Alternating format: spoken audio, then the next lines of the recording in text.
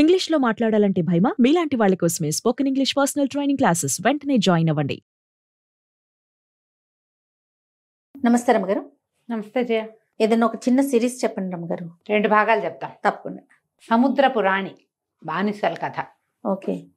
Arabian nights కథల్లో నుంచి ఎట్లాగో డ్రైవ్ చేసి కథ పెంచారనమాట. బాగానే ఉంటుంది సరదాగా, చిన్న కథ. పూర్వమట ఈ పర్షియా ఆ దేశాల్లో ఒక రాజుగారు ఉండేవారు. సముద్ర తీరంలోనే ఆయన రాజధాని. ఆయనకి మహా నౌకాయానం పిచ్చెట. సముద్రానికి ఎదురుగుండా కనపడుతూనే ఒక పెద్ద కోట కట్టుకున్నాడు ఆయన. చాలా పెద్దది. అంతకుముందు కోట ఊళ్ళో ఉండేది, తీరంలోనే. ఇప్పుడు మన వైజాగ్ బాంబే అక్కడ చూడు, సముద్ర తీరాల్లో తీరం వెంబడి ఉంటాయి. చాలా పెద్ద కోట కట్టుకున్నాడు. ఆయనకి ఎప్పుడు బుద్ధి పుడితే అప్పుడు గబగబా కోటలోంచి బయటికి రావటం, ఎక్కండి అని ఒక నౌకకి వెళ్ళిపోవటం. ఓయ్ అలాగా మన ఊరికి కాసేపు అలా తిరిగి వద్దామని వెళ్తాను చూడు, అలా ఆయన నౌక మీద పోయేవాడు. అయితే ఈ సముద్రాల మీద కొన్ని కథలు చెప్పుకునేవాళ్ళు ఆ కాలంలో. వెళ్తున్నప్పుడు సముద్రం గురించిన కథలు ఏంటంటే, సముద్రపు రాణి ఒక ఆవిడ ఎవరో ఉంటుందని, ఆమెకి బానిసగా దొరికితే వదిలిపెట్టదని అలా చెప్పుకునేవాళ్ళు. అందుకని ఈ సముద్రాలకి బలులు అవి చెల్లించి అప్పుడు పడవ ఎక్కేవాళ్ళ. మామూలుగా మనకి పడవలు ఎక్కేవాళ్ళు కూడా దానికి నదికి ఏవో పసుపు కుంకం వేస్తారు, పువ్వులు వేసి కొబ్బరికాయ కొట్టి ధూపం చూపించి ఏదో బలిని ఒకటి వేసి అన్నం వేసి అలా చేస్తారు. అవును. ఈ సముద్ర బలి కూడా ఇచ్చేవాళ్ళు. అయితే ఏమైందట, ఒకసారి ఈయన పెద్ద నౌకతోటి వెళ్ళి తిరిగి వస్తుంటే నౌక నడిమధ్యలో ఆగిపోయిందట. ఏదో పట్టుకుంది. ఎంత ట్రై చేసినా అది వదిలిపెట్టాల. ముందుకు నడిపారు, పక్కకి నడిపారు, వెనక్కి నడిపారు, ఏం చేసినా నౌక అక్కడి నుంచి కదల్ల. అయితే వీళ్ళందరూ ఏమన్నారట, సరంగులు వాళ్ళు రాజుగారిని, ఇది మీ పడవ కదా, మీరే కదా బాగుండ్రు, మీరు ఒక దండం పెట్టండి, ఏం కావాలో అడగండి, సముద్రపు రాణి పట్టుకుందని అందరూ కేకలు పెట్టారు. ఈ రాజుగారు సుల్తాన్ గారు బయటికి నిలబడి దండం పెట్టి ఆ సముద్రాన్ని అడిగాడు. ఓ సముద్ర రాణి, నువ్వేనా పట్టుకున్నావు? నీకేం కావాలో చెప్పు, నువ్వు ఏది అడిగితే అది ఇస్తా, మమ్మల్ని వదిలేసేయమన్నాడు. లోపల నుంచి ఒక గొంతు వినపడింది, ఆడగొంతు.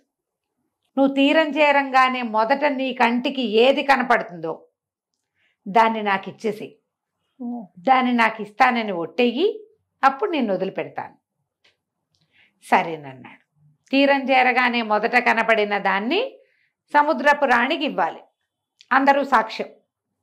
పడవ కదిలిపోయింది, నావ బయటకు వచ్చేసింది, వదిలేసింది అనమాట. నావ అలా రాగా రాగా రాగా ఆయన తీరం నౌక బయట నిలబడి చూస్తుంటే తీరం మీద ఒక నలుసులాగా కనపడింది అతనికి. ఏదో ఏమిటా ఏమిటా ఏమిటా అని చూస్తే నాన్న పడవ వస్తోందని ఎదురుగుండా నుంచునున్నాడు రాజకుమారుడు. అయ్యో, 4-3 ఏళ్లవాడు పిల్లాడే కనిపించాడు. ఈయన హడిలిపోయాడు. సముద్ర ప్రాణి మాట గుర్తొచ్చింది. తల ఇట్లా పక్కకి తిప్పితే ఓ పంది కనపడింది, ఎడం వైపుకి తిప్పితే ఓ బాతు కనపడింది. సరే, ఇతనేమనుకున్నాడు, పిల్లాడు పంది బాతు కనపడ్డాయి. దిగేసి పిల్లాడిని ఎత్తుకుని పందిని బాతుని చంపేసి సముద్రంలోకి పారేయించాడు. పారేయిస్తే పెద్ద అలొచ్చి పంది బాతు 2 బయటకు వచ్చేసినాయి. అంటే అదో కాదు, ఒప్పుకోలే, నువ్వు చూసింది ఎవరినో వాడు ఇచ్చేయాలి. ఈయన ఏం చేశాడు, పిల్లాడిని ఎత్తుకుని లోపల తీసుకెళ్ళిపోయాడు. అప్పటి నుంచి ఎప్పుడు ఆయన పడవెక్కల. కొడుకుని మాత్రం అస్సలు పొరపాటు కూడా యువరాజుని సముద్ర తీరానికి రానిచ్చేవాడు కాదు. అంతకుముందు 4 ఏళ్ళు వచ్చేదాకా వాడు పుట్టినప్పటి నుంచి తీరంలోనే ఆడుకున్నాడు. ఎప్పుడైతే ఈ ప్రాబ్లం వచ్చిందో ఇంకా కుర్రాన్ని బయటికి పంపల. సముద్ర తీరానికి నువ్వు వెళ్ళకూడదు అని చెప్పేవాడు. 18-19 సంవత్సరాలు వచ్చేదాకా ఆ అబ్బాయి ఏనాడు సముద్ర తీరానికి వెళ్ళాల. ఓకే. వాడు 19వ పుట్టినరోజు అయ్యి 20వ పడిలో అడుగు పెడితే పిల్లలకి ఇంకా పెళ్ళిళ్ళు చేస్తారు. అప్పుడు పెద్ద పార్టీ చేశారు. పార్టీ చేసి యువరాజును ఊళ్ళోకి వదిలిపెట్టారు. వాడి స్నేహితులు వాళ్ళు వీళ్ళు చాలామంది ఉన్నారు. అందరితో కలిసి ఆ రోజంతా బాగా ఫ్రీగా ఆడుకుని సముద్ర తీరానికి వాళ్ళతో పాటు వచ్చేసేసరికల్లా ఎప్పుడైతే సముద్ర తీరంలో అడుగుపెట్టి నీళ్ళ దాకా నీళ్లు కాళ్ళకు తగిలిన మరుక్షణం సముద్రంలో నుంచి ఒక అందమైన చెయ్యి, దాని నిండా గాజులు ఉన్నాయి, బోళ్ళంతా అలంకరించుకున్న ఒక చెయ్యి ఈ రాజకుమారుడి రెక్కపుచ్చుకొని లోపలికి లాగేసుకుంది. అందరూ చూసారు, హాహాకారాలు చేశారు. హాహా లేదు, హూహూ లేదు, చెయ్యి మాయమైపోయింది, కుర్రాడు మాయమైపోయాడు. లబో దిబో రాజుగారికి చెప్పారు, ఇన్నేళ్ళు కాపాడాం పిల్లాడిని, వెళ్ళకుండా ఉంటే బాగుండేది, ఇంకా నాకెందుకు, నాకేం భయం, చిన్నప్పుడంటే భయం కానీ అనుకున్నాడు రాజకుమారుడు. 20 ఏళ్ళు వచ్చినాయి, 19 నుండి 27 వస్తే ఇంకేమవుతుంది, పర్వాలేదు అనుకుని వెళ్ళాడు. వెళ్ళేసరికి ఇలాగైంది. అక్కడికి లోపల సముద్రంలోకి వెళ్తే ఒక పరమ పాపిష్టి మొహంగా ఉన్న, ఒక బాగా అలంకరించుకున్న ఒక ముసలిది తనకి కనపడింది. మొహం వికృతంగా ఉంది, కానీ చాలా అలంకారం చేసుకుంది. నువ్వు నా బానిసవి, నీ 4 ఏళ్ళ నుంచి 20 ఏళ్ళు 16 ఏళ్ల నుంచి నువ్వు చేయాల్సిన పని ఇప్పుడు చేయాలి, నువ్వు ఇక్కడే ఉండాలి అని చెప్పి ఒక మందిరంలోకి పంపించింది. ఆ మందిరంలో ఎంతమందో ఇలాంటి వాళ్ళే కుర్రాళ్ళు ఆడపిల్లలు బోళ్ళంతమంది కనపడ్డారు. వాళ్ళందరూ ఈ సముద్ర రాణి బానిసలే. ఇలాగే ఎప్పుడో ఒకప్పుడు తీసుకొచ్చి లోపల పెట్టేసుకుంది. వాళ్ళే రకరకాల పనులు చేస్తారు. ఈ రాణిని అలంకరించడం అవన్నీ ఆ పిల్లలే చేస్తారు. ఈ ఆడపిల్లలు మగపిల్లలు కలిసి తిరుగుతుంటే ఇందులో 2-3 ఆడపిల్లలు, ఈ కుర్రాడు 20 ఏళ్ళ వాడు కదా, వీడికి కొంచెం అట్రాక్ట్ అయ్యారు. అందులో ఒక పిల్ల ఈ అబ్బాయికి బాగా నచ్చింది. తీరా చూస్తే అదెవరో కాదు, ఈ పర్షియా దేశానికి పక్కనున్న ఒక రాజ్యపు రాజకుమార్తె. దాన్ని 4వ ఏటో 3వ ఏటో తీసుకొచ్చేసింది ఆ పాపని. నీకు 16 ఏళ్ళు 17 ఏళ్ళు ఉన్నాయి. ఆ అమ్మాయి ఈ సముద్ర ప్రాణికి చెలికత్తెగా ఏం చెప్పిందంటే, మనం ఇక్కడే ఉంటే మన బతుకంతా ఇక్కడే ఉంటాము. రాణి దగ్గర తిరిగి తిరిగి చాలా మాయలు మంత్రాలు బోల్డని నేర్చుకున్నాను నేను కూడా.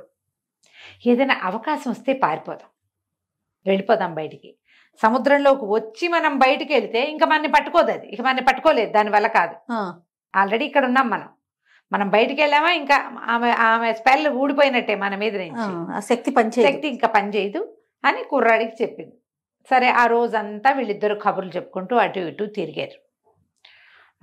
మర్నాడు సముద్ర ప్రాణి వీడి దగ్గరకు వచ్చి, నువ్వు భలేవాడివిరా, ఇంతమంది ఉన్నా కూడా నాకు అత్యంత ఇష్టమైన చెలికత్తెతోటి ఫ్రెండ్షిప్ చేసావు. సరే, ఆ పిల్ల ఎట్లాగో పెళ్లి చేసుకోవాలనుకుంటుంది, నేను నీకు 3 పనులు చెప్తా. నా 3 పనులు నువ్వు చేసావా, ఈ పిల్లనిచ్చి పెళ్లి చేస్తా నీకు. నువ్వు గనక చేయలేకపోయావనుకో, జన్మాంతం నాకు బానిసగా నువ్వు ఇక్కడే ఉండాలి. ఇక పెళ్లి లేదు గుళ్ళు లేదు, నువ్వు ఇక్కడే ఉండాలి, ఇక్కడే ఉండిపోతావు, ఇంకా నీకేం దారి లేదు అంటే కుర్రాడు అన్నాడు, మరి 20 ఏళ్ల హుమ్మస్లో ఉన్నవాడు నాకు అన్నీ వచ్చు, నేను అన్ని చేస్తా అని ఉంటుంది కదా. సరే చేస్తానన్నాడు. చేస్తానంటే కాస్త కొద్ది రోజులు అటు ఇటు తిరిగాక ఒకరోజు సముద్రపు రాణి పిలిచింది. ఈ పిల్లాడు కలిసి కబుర్లు చెప్పుకుంటూ బాగా తిరుగుతూ ఉండేవాళ్ళు. ఒకరితో ఒక స్నేహం కుదిరింది, పెళ్లి చేసుకుందామన్న ఊహ వచ్చేసింది వాళ్ళకి. అయితే ఏం చేసింది, ఒక పెద్ద మైదానం దగ్గరికి తీసుకెళ్ళింది. మైదానం నిండా గడ్డే. ఈ పొద్దున్నుంచి సాయంత్రం లోపల ఈ గడ్డంతా కొయ్యాలి. సరే అన్నాడు. కోసిన గడ్డి మళ్ళీ అతికించాలి అని చెప్పింది. ఈ పని చేయి, నేను సాయంత్రం వస్తా అని వెళ్ళిపోయింది. కుర్రాడు పక్క నుంచి కోయటం మొదలుపెట్టాడు. కోత సరే, అతికించటం కోయటం కూడా తన వల్ల కాదు ఇదంతా. అమ్మో, దీని తెలివితేటలు ఇలాంటి పని పెట్టిందే, ఇది శక్తితో చేసేది కాదు. ఈ లోపల ఏమైంది, కొంచెం మధ్యాహ్నం 12-1 గంట అయ్యేసరికి రాజకుమార్తె ఎక్కడి నుంచో వచ్చింది. ఆ పక్క దేశం రాజకుమార్తె. ఏం చేస్తున్నావు అంటే, మన సముద్రపు రాణి ఈ గడ్డంతా కోసి మళ్ళీ అంటించమంది.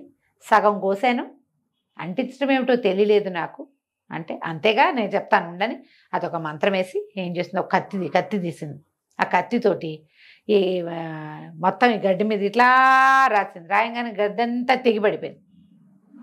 ఆ పడిపోయిన గడ్డి మీద మళ్ళీ రెండో పక్క నుంచి రాసింది. రాయంగానే గడ్డంతా ఎగిరిల్లా అతుక్కుంది. ఇంతే మాయ, చెయ్యి నువ్వు ఈ పని అని చెప్పి మొత్తం గడ్డంతా కోసి గడ్డంతా అంటించేసాడు.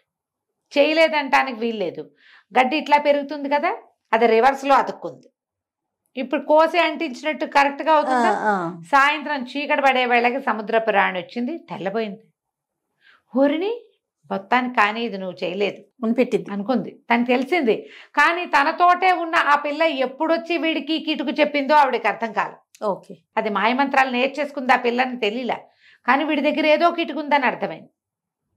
ఇక చేసేదేముంది, సరే బాగా చేసావు, పద ఇంకో పని చెప్తానంది. వెళ్ళిపోయారు.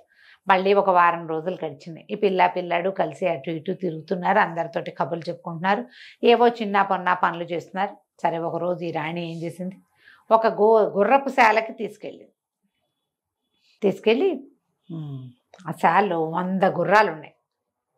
అది ఏనాడు ఊడ్చింది తుడిచిన పాపాన్ని పోల. ఈ గుర్రపు శాల మొత్తం క్లీన్ చేయి, పొద్దున్నుంచి సాయంత్రం లోపల అని చెప్పి వెళ్ళిపోతే ఈ గుర్రపు శాల చూస్తే భయం వేసింది. అదేం చేయాలో తెలియలా. ఈ వీటన్నిటి గుర్రాలన్నీ 100 గుర్రాలని తీసుకొచ్చి బయట కట్టేయాలా మొదట, తర్వాత కదా ఊడుపు తుడుపు. అవును. ఏం చెయ్యాలి? అటు ఇటు చూస్తున్నాడు కుర్రాడు. ఈ లోపల వచ్చేసింది రాజకుమార్తె. ఏం చేయమంది అని, ఈ గుర్రపుశాల క్లీన్ చేయమంది అనేసరికి సరే నేను చెప్తా ఉండని అన్నిట్లోకి ముసీలిగా ఉన్న ఒక గుర్రం దగ్గరికి వెళ్ళింది. ఆ గుర్రాన్ని పెడేల్మని కొట్టింది ఒక దెబ్బ.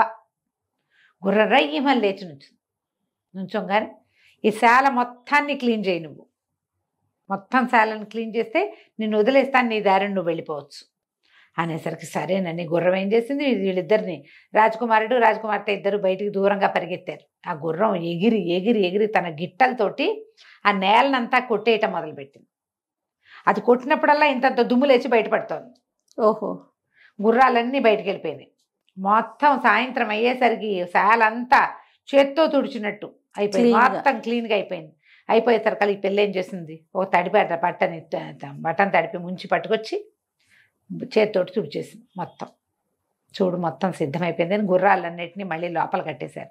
ఫ్రెష్గా ఉంది. 100 గుర్రాల్లో ముసలి గుర్రాన్ని నిశ్శబ్దంగా కట్టుబోడదీసింది. రాత్రిపూకి నువ్వు వెళ్ళిపోవు. సాయంత్రానికి ఆ సముద్ర రాణి వచ్చింది. వచ్చి చూసేసరికి అలా ఏంది, గుర్రపుశాల అంతా శుభ్రంగా ఉంది. ఇది నువ్వు చేసిన పని కాదని సణుక్కుంటూ పోయింది. తెలిసింది కానీ ఎవరు చేశారో తెలియట్లేదు అనమాట. సరే 3వ రోజు మళ్ళీ ఒక వారం గడిచింది. ఈసారి ఏం చేసింది, ఒక పెద్ద పందుల శాలకి తీసుకెళ్ళింది. ఆ పందుల శాల ఎంత దరిద్రంగా ఉంటాయో పందులు ఉంటే దాన్ని శుభ్రం చేయాలని చెప్పింది. వాసన, రొచ్చు, బురద, దాని నిండా పందులు లుకలుకలాడుతూ పిల్లలు, గందరగోళంగా ఉంది. మళ్ళీ రాజకుమార్తె వచ్చింది. వాటిల్లోంచి ఒక పెద్ద పందిని పిలిచి నిన్ను పారిపోనిస్తాను, ఇది శుభ్రం చేయాలి నువ్వు అని చెప్పేసరికల్లా ఆ పంది ఏం చేస్తుంది, ఆ పంది అక్కడ నుంచోలేకపోయారు. అసలు మామూలుగానే నుంచోలేకపోతారు. ఇద్దరు చెరో పక్కకి పారిపోయారు. ఆ పంది మొత్తం శాలంతా శుభ్రం చేసింది, నీళ్లు తెచ్చిపోసి కడిగింది, పందులన్నిటినీ లేవదీసింది. అదే దాని తంటాలు అది పడింది. పందుల శాల మొత్తం క్లీన్ అయిపోయింది. సాయంకాలం వచ్చి చూసింది. ఆ ముసలి పంది, ఆ పెద్ద పంది ఉంది కదా, ఆ పందిని పారిపోవటానికి దానికి పంపించేసింది దారి. అది సముద్రం వదిలిపెట్టి బయటికి వెళ్ళిపోతాయన్నమాట అవి. సాయంత్రం వచ్చి సముద్ర ప్రాణి మళ్ళీ చూసేసరికి లేదు, పందుల శాల అంతా క్లీన్గా ఉంది, కుళ్ళు వాసన లేదు, రొచ్చు లేదు, మళ్ళీ పిల్లలన్నీ శుభ్రంగా ఉన్నాయి. ఆశ్చర్యపోయింది. అబ్బా బాగా చేసావు, కానీ ఇది నువ్వు చేసిన పని కాదు. సరే అని, బాగుంది, ఎంత బాగానో చేసావు, నువ్వు చక్కటి పిల్లని ఎంచుకున్నావు, చక్కగా పనులన్నీ చేసావు, చాలా సమర్థుడివి, నీకు పెళ్లి చేస్తాను రాజకుమార్తెతోటి.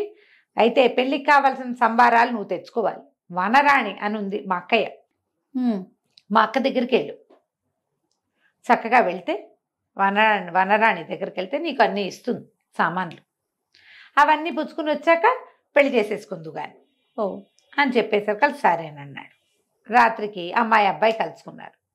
ఏమంది సముద్ర ప్రాణి అంటే, ఎవరో వనరాణి అంట వాళ్ళ అక్కయ్యట, అక్కడికి వెళ్ళమంది, పెళ్లి సంబారాలని ఆవిడ దగ్గర ఉంటాయట, దారి చెప్తానంది అనేసరికల్లా ఏమైనా ఎత్తి బతుకుంది. బాబోయ్, అది మామూలు వనము రాణి కాదు, అది బ్రహ్మరాక్షసి, దీనికి 100 రెట్లు ఎక్కువ, దాని దగ్గర చాలా ట్రిక్కులు ఉంటాయి, నిన్ను చంపేయటానికి ఏవో పనులు చూపిస్తారు వీళ్ళు, ఆ పని నువ్వు ఎవడు చేయలేని వాళ్ళని బానిసలుగా ఉంచారు. అట్టగే 100-150 మంది పిల్లలు ఉన్నారు ఇక్కడ, మేము కూడా అలాగే ఉండిపోయాం.